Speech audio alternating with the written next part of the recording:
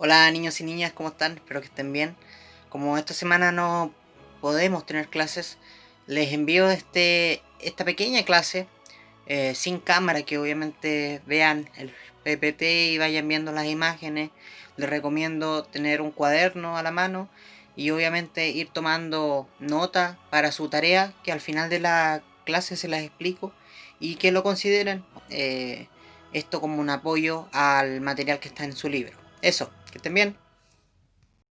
Bueno, partimos con este concepto de revolución. ¿Qué es una revolución? Una revolución es un fenómeno histórico y social que marca un antes y un después en la historia.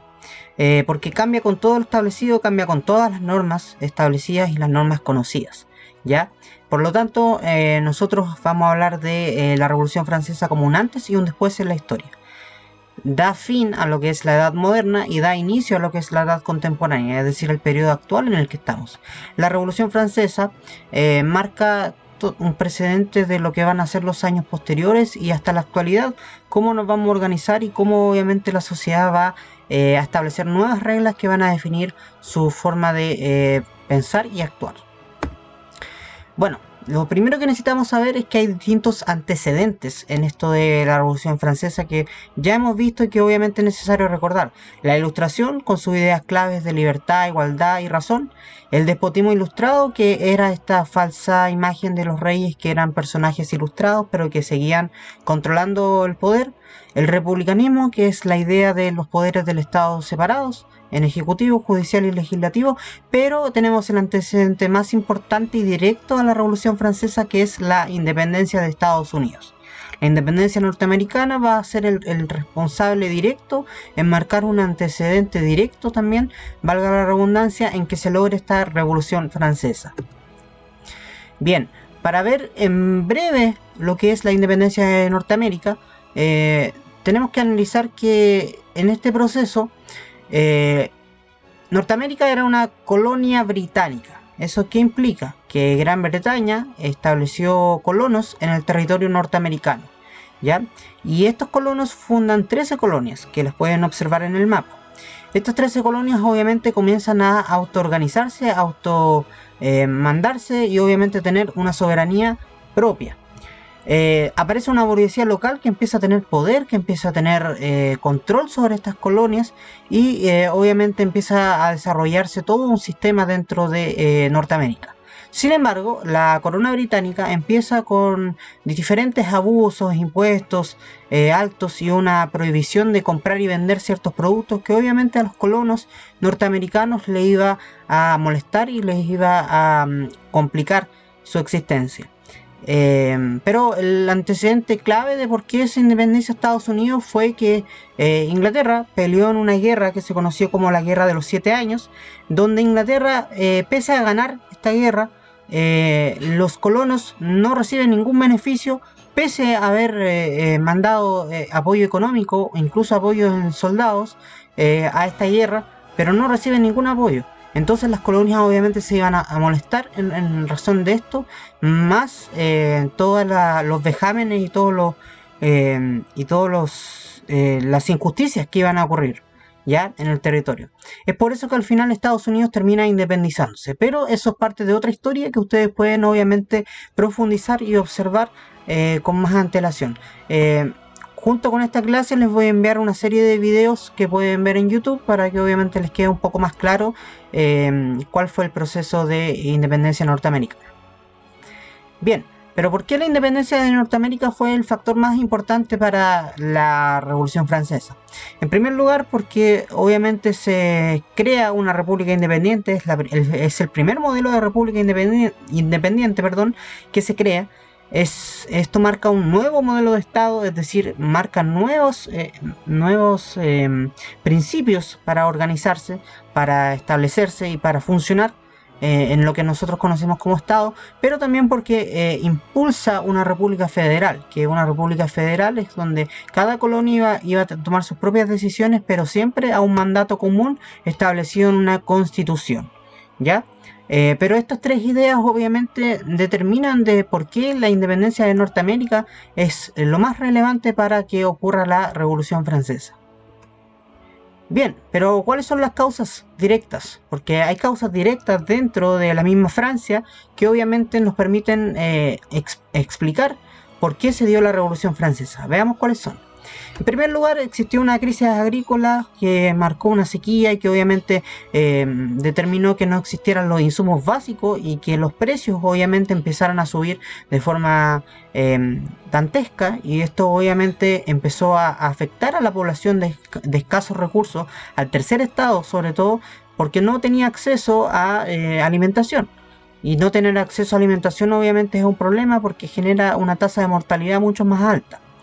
Pero la causa directa más importante obviamente fue la que hemos revisado en las clases anteriores, que se consolida la idea de la ilustración por distintos pensadores que podemos ver ahí, como Rousseau, Voltaire o Montesquieu. ¿Ya? Estos pensadores obviamente establecieron sus ideas de libertad, de igualdad, de contra el antiguo régimen, de crítica hacia el antiguo régimen en la sociedad, y esto se fue moviendo por todo el Estado, ¿ya? Por toda Francia. Finalmente también lo que marca el inicio directo de la revolución es una mala administración de recursos. Podemos ver en la imagen ahí a Luis XVI, rey de Francia, que junto con María Antonieta se dice que malgastaron muchos recursos públicos y que ellos tenían una vida de lujos cuando el tercer estado estaba muriéndose de hambre. Entonces eso también obviamente fue afectando a la población y fue molestando también a la población en general. Es la casa más grande que he visto en mi vida. Es el Palacio de Versalles, residencia de María Antonieta. Fue famosa sobre todo por una cosa. ¡Un pastel! ¡Los pasteles me vuelven loca! Pues sí que le gustan los pasteles, señor Peabody. Es evidente. María Antonieta devoraba cualquier cosa con una buena capa de azúcar. Pero sus gustos caros le granjearon muchas críticas. ¿Por qué? Porque, Sherman, durante su reinado, el pueblo francés era muy pobre. ¿Tienes pan? ¡No! ¡Soy muy pobre! ¡Que coman pasteles! Y cuando la reina oyó que los pobres de París no podían ni comprar pan, dijo que coman pasteles. ¡No! ¡Uy, lo oí yo misma! ¡Es un escándalo! ¡Es un ultraje! ¡Abajo la reina! ¡Bajo la monarquía! ¡Esperad! ¿Qué tipo de pastel? ¡Vive la revolución! Bien, si nosotros queremos analizar este proceso de Revolución Francesa, tenemos que entender algunas cosas, algunas partes. Primero, tienen que saber que la Revolución Francesa se divide en ciertas etapas o en ciertos hitos. Podemos ver en pantalla que hay distintas etapas, como por ejemplo los Estados Generales, la Asamblea Constituyente, la Asamblea Legislativa, la Convención Nacional, el Directorio y finalmente la etapa de Napoleón, ¿ya? Donde obviamente la Revolución Francesa que marca, que da un inicio con esta idea de insertar ideas republicanas, ideas de libertad e igualdad, después al final obviamente se va fragmentando esta idea porque van apareciendo personajes como Napoleón que van a concentrar el poder, ¿ya? Pero vamos a ir viendo por qué pasa esto. La primera etapa de la Revolución Francesa se llama los Estados Generales. A raíz de la crisis que estábamos mencionando previamente, crisis económica, crisis alimentaria, el rey Luis XVI decide convocar a lo que se llamó los Estados Generales, que es una convocatoria de diputados que representan a los estamentos de la población. Me explico. Por ejemplo, estaba el primer estado, que es la nobleza, el segundo estado, que es el clero, y estaba el tercer estado, que eran la población común, los campesinos, los artesanos, etc. Entonces, cada estamento tenía sus representantes, y estos representantes fueron convocados a esta reunión o a esta asamblea de Estados Generales, ¿ya? Pero ¿cuál fue el problema? El problema fue que en esta discusión, el tercer estado quería que se votara por cabeza, es decir, que cada persona valiera un voto. Y eso obviamente hubiera beneficiado al tercer estado, porque obviamente hubieran tenido más votos, porque el tercer estado tenía más representantes en la Cámara de Diputados. Pero los estamentos superiores, que son la nobleza y el clero, definieron establecer el voto por estamento. Por lo tanto, daba lo mismo si habían 500 representantes en el tercer estado. El voto iba a ser uno solo porque representaban al tercer estado, al último de los estamentos. Por lo tanto, todas las ideas que propuso el tercer estado fueron siempre suprimidas por estos dos votos de la nobleza y del estado del clero, del segundo estado, perdón, en relación a lo que quería proponer el tercer estado. Por lo tanto, siempre el voto fue por estamento y no fue por persona. Y esto obviamente hizo que no haya un acuerdo, y el tercer estado decide irse incluso de los estados generales y hacer su propia asamblea, como vamos a ver. Da inicio una asamblea nacional, una asamblea constituyente convocada por el tercer estado, donde obviamente empieza la lucha armada, el conflicto, liderado por esta imagen que muchos de ustedes conocen, que es la toma de la Bastilla, que es una prisión donde existía pólvora, donde existían armas, para obviamente empezar la revolución. ¿Ya? La gente, el tercer estado, decide tomarse las armas para obviamente ir en contra de lo que decía el primer y el segundo estado. El rey poco a poco va perdiendo su poder, pero esta asamblea constituyente va a ser súper importante porque va a determinar un antes y un después en las normas y leyes de Francia. Ya, lo primero que hace esta asamblea constituyente es terminar de una vez por todas el feudalismo, porque sí, estamos en la edad moderna, pero todavía se daba en algunos lugares relaciones feudales, ya que eran de la Edad Media, mucho tiempo atrás. Entonces se pone fin de lleno a lo que fueron estas relaciones feudales. Pero lo más importante de esta asamblea constituyente es que declara los derechos del hombre y del ciudadano, que estos derechos del hombre y del ciudadano van a marcar el antes y el después en lo que se conoció como derechos humanos que tenemos hasta el día de hoy. Por ejemplo, hoy día todos tenemos derecho a la libertad, y ese derecho nace aquí, para que ustedes lo comprendan y lo analicen. Bien. Pero esta nueva constitución que establece la Asamblea Constituyente no fue respaldada ni amparada por el rey Luis XVI. Por lo tanto, el conflicto va a continuar, pero esta asamblea se hace más fuerte y pasa a ser una asamblea legislativa, es decir, que ya empieza a tomar decisiones aún más importantes con respecto al funcionamiento de Francia. ¿Por qué es importante esta asamblea legislativa? Porque marca el inicio de algo que se conoce hoy en día como tendencias políticas. ¿Ya? Esta idea, por ejemplo, que existe hoy en día de izquierda y de derecha en política, nace acá, nace en lo que es la Asamblea Legislativa en Francia, ¿ya? ¿Y por qué izquierda y derecha? Porque en la asamblea, en la reunión de la asamblea, se sentaban a la izquierda los jacobinos, que los jacobinos eran los más radicales porque ellos querían hacer una revolución completa, y a la derecha se ubicaban los girondinos, que los girondinos eran más conservadores porque querían que el rey siguiera en su cargo, pero que poco a poco fuéramos insertando ideas republicanas, pero que no fuera tan brusco como querían los jacobinos. Por lo tanto, la idea de izquierda y derecha nace acá, ¿ya? Una izquierda que quería rápidamente los cambios, que eran los jacobinos, y una derecha conservadora que quería que los cambios fueran poco a poco, que eran los girondinos. Ya, pero esta asamblea legislativa también es importante porque acá se le declara la guerra a Austria, se le declara la guerra a Austria y a Prusia. ¿Ya? Esto es súper importante, súper relevante porque va a marcar un antes y un después en el proceso en general. ¿Ya? Porque obviamente aquí van a empezar a aparecer figuras políticas importantes que vamos a ver más adelante. A raíz de esta asamblea legislativa y de la declaración de guerra se declara una convención nacional. Que una convención nacional es como una especie de asamblea donde hay un grupo que toma el mando de Francia. ¿Ya? Con la convención nacional se pone fin de lleno a lo que es la monarquía, es decir, la monarquía, el rey se va a acabar. Se va a establecer de una vez por todas la república en Francia como sistema de gobierno. ¿Ya? El sufragio, es decir, el voto se va a hacer universal, va a ser para todas las personas, no solamente para unos pocos como era antes. Pero lo más impactante de este periodo es que Luis XVI, el rey, va a ser guillotinado, es decir, se le va a cortar la cabeza y se va a acabar con su vida. Y esto marca un antes y un después en el escenario europeo. ¿Por qué?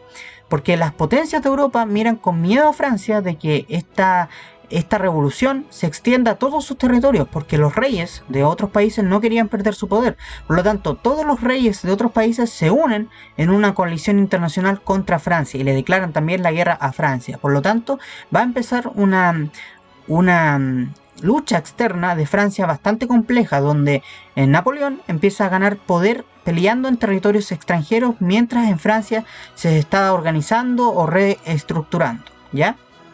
Va a aparecer un personaje que lo pueden ver acá en la imagen, que es Robespierre. Robespierre era un jacobino radical que cuando asume el poder en esta convención nacional, empieza a asesinar a todos sus oponentes políticos. Empieza a condenar a la guillotina a todos sus oponentes políticos y a los que en algún momento defendieron al rey, ¿ya? Por lo tanto, Robespierre inicia lo que se conoce hoy en día como terrorismo o gobierno del terror, ¿ya? Robespierre empieza a causar miedo en la población para que la población obedezca a Robespierre. Por lo tanto, Robespierre se convierte en una especie de semidictador de Francia. Georges Danton, héros de la Révolution, en route pour la guillotine. La seule erreur de Danton a été de se mettre un nom à vie. Maximilien Robespierre, le père de la terreur. Donnez-moi ça. Les amis de Danton ont fait publier un article décrivant Robespierre comme un dictateur assoiffé de sang. La vérité blesse. Ce n'est pas la compagnie que je préfère, mais tout homme d'État finit par s'habituer au rat. Mon vieil ami, tu es un ennemi de l'État. Regarde ce qu'Henriot a trouvé parmi tes papiers. La correspondance privée de Danton. Arrêter Danton ne lui suffit pas. Robespierre va aussi faire exécuter ses amis. ¿Ya? Sin embargo, la misma población de Francia, con los aires de revolución que tenían, no iban a soportar que un nuevo rey asumiera en Francia. Por lo tanto, Robespierre es condenado a la guillotina y también es asesinado por este instrumento. Por lo tanto, con la caída de Robespierre y con un Napoleón ya consolidado en las peleas del extranjero, Napoleón junto a otras 4 personas van a asumir el cargo ejecutivo en lo que se conoció como directorio, ¿ya? Donde obviamente lo primero que van a hacer es organizar lo que es la interna de Francia. Van a organizar a Francia de una forma tranquila, de una forma ordenada, que Francia se ordene, que se apague un poco el aire de revolución que existía dentro de Francia para preocuparse de lo que es la guerra externa. Porque recordemos que todos los países del extranjero le seguían declarando la guerra a Francia, porque obviamente ellos habían sido capaces de matar a un rey. Por lo tanto, esta guerra externa trajo una crisis financiera bastante grave a lo que es Francia. Y Napoleón decide tomarse el poder por la fuerza porque decide enfrentar a los enemigos externos. Una vez arreglado el conflicto interno, Napoleón decide hacer un golpe de estado y tomarse el poder para enfrentar a sus enemigos. Está bajo la amenaza de una facción armada de puñales. Es contrario a los principios de la República que una minoría haga pesar el terror sobre una asamblea elegida por el pueblo. Soldados, monte. Osar acusar a Bonaparte de fomentar un golpe de Estado es una calumnia. ¿Veis este puñal? No vacilaría en hundirlo en el corazón de mi hermano si sospechara que atenta contra las libertades. Soldados, por el derecho que me otorga el decreto promulgado ayer 18 de Brumario, declaro que los representantes de la nación están en peligro. Por consiguiente, yo os ordeno. Conocemos el procedimiento. ¡Adelante!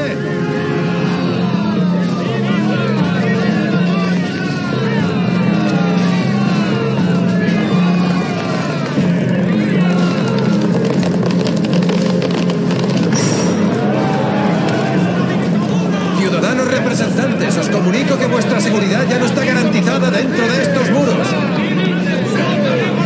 Por lo tanto, os ordeno que salgáis bajo protección del ejército. ¡Granaderos, adelante! ¡Todo el mundo fuera!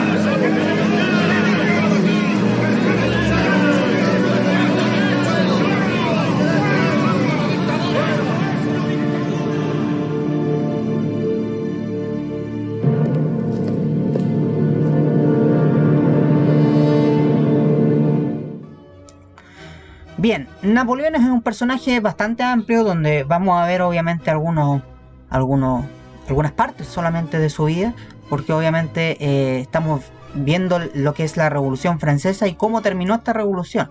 Si se fijan, ya no podemos hablar tanto de Revolución Francesa, porque la población aquí ya no actúa como actuó en las etapas anteriores. Ahora Napoleón va a ser el protagonista y va a ser similar a lo que era una monarquía. Sin embargo, Napoleón va a formar su propio imperio. ¿Cómo lo hizo? Primero, él se hizo cónsul vitalicio y incluso los países externos declaran una segunda guerra contra Francia, lo que se conoce conoció como Guerra contra la Segunda Coalición, pero Napoleón, al ver esto, decide formar su propio imperio.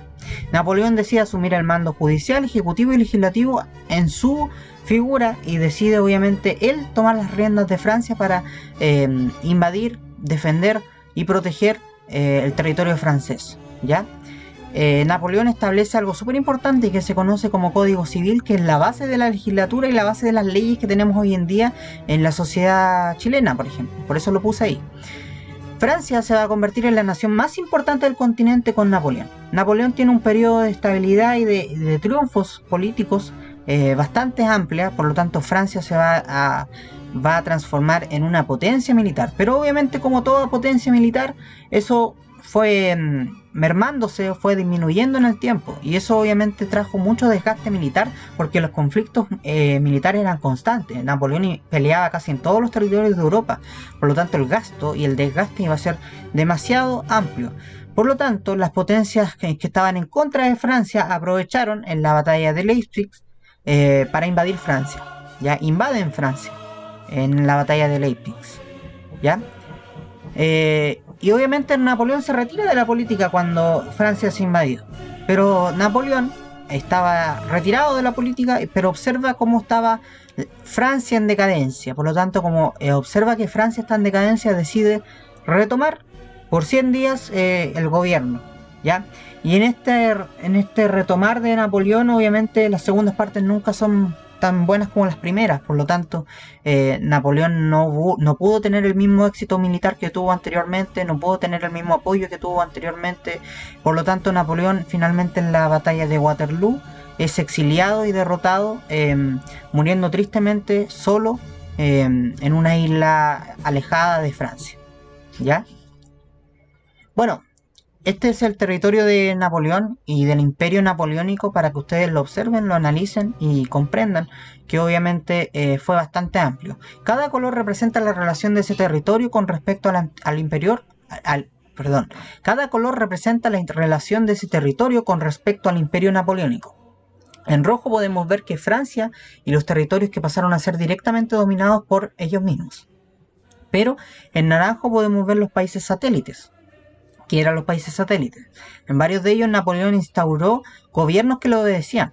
De hecho, acá la relación es súper importante con España, porque Napoleón pone a su hermano, que se llamó José Bonaparte, y José Bonaparte fue el que toma preso al rey de España, Fernando VII, que después la asamblea y la primera Junta Nacional de Gobierno de Chile declaraban la libertad del rey de España, ¿ya? Fernando VII. Por eso hay una relación con Napoleón bien pequeña. Y obviamente en amarillo los estados que firmaron alianzas con Napoleón. En cambio recién en verde podemos ver los países que se opusieron a Napoleón. Por lo tanto, Napoleón tuvo una gran influencia en Europa en general. Bueno, para terminar, ¿qué pasó después de Napoleón? Después de Napoleón se instauró lo que se llamó Congreso de Viena, que un Congreso de Viena es como una especie de ONU, por ejemplo, hoy en día, donde todos los países se iban a asociar para firmar tratados, acuerdos y obviamente reajustar el territorio. Por lo tanto, el territorio se reajusta, se reorganiza, ¿ya? La Europa se va a calmar un tiempo para que obviamente no siga habiendo conflicto, no siga existiendo la guerra. Y obviamente en este Congreso de Viena se van a formar diferentes acuerdos, diferentes tratados, ¿ya? Pero la Revolución Francesa ya estaba impregnada en el ambiente. La Revolución Francesa marca un antes y un después porque se le pone fin al antiguo régimen, que eran estas monarquías absolutas que tenían todo el poder. Por lo tanto, ahora se van a empezar a aparecer monarquías constitucionales. Es decir, monarquías reguladas por una constitución, reguladas por una ley, reguladas por la misma población que establece sus derechos, sus leyes y sus deberes. Y obviamente la Revolución Francesa va a marcar un aire de revolución, primero en Europa, dando inicio a las revueltas liberales que van a haber el próximo año, que se van a dar durante todo el 1800, durante los 100 años que dura el 1800, se van a ir dando distintas revoluciones liberales en Europa. Pero también influye fuertemente en lo que se conoce como independencias latinoamericanas, que va a ser lo que vamos a revisar la próxima clase, y que obviamente permitió la independencia nacional, la independencia de Chile. Por lo tanto, la Revolución Francesa es un proceso súper importante, súper relevante, que marca un antes y un después en lo que se conoció como la hegemonía o el mapa de dominio de Europa. ¿Ya? Las reyes, las monarquías, los reyes, las monarquías pierden poder. ¿Ya? Pierden mucho poder y obviamente se instalan los ideales de la Ilustración en toda la población. Bien, niños y niñas, esa fue la breve clase sobre la Revolución Francesa y sobre Napoleón. Estén atentos a los videos que voy a enviar, a los enlaces, para complementar aún más esta información, porque es necesario que complementen. Lo vimos muy por encima el tema, ¿ya? Recordarles cuál era la tarea para esta semana, para que la vayan haciendo, todavía tienen tiempo. La tarea es bien simple, dice: diseñar una historia, es decir, escribir una historia, ojo, no es copiar y pegar lo que se trató la Revolución Francesa, no, es crear una historia como en formato cuento, ya sea en Word o en el cuaderno, o enviándome un audio, una historia que me cuente lo que es la Revolución Francesa. Esa es una opción.